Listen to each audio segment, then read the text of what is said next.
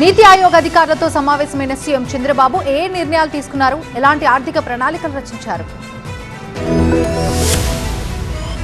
వికసిత్ భారత్ 2047 లక్ష్యంగా నగరాలను ఆధారంగా చేసుకుని నీతి ఆయోగ్ ఆర్థిక ప్రణాళికలు రచిస్తోంది.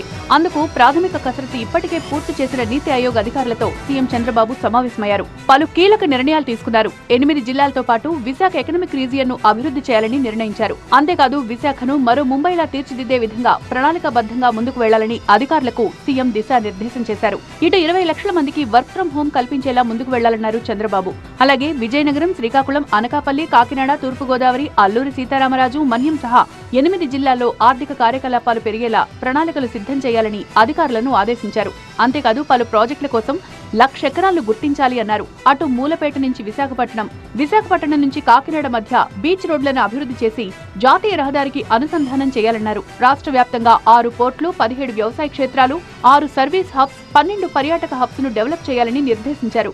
వచ్చే 7 ఏళ్లలో ఐటీ రంగంలో కనీసం 4 నుంచి 5 లక్షల ఉద్యోగాల కల్పన జరిగేలా ముందుకు వెళ్తామన్నారు.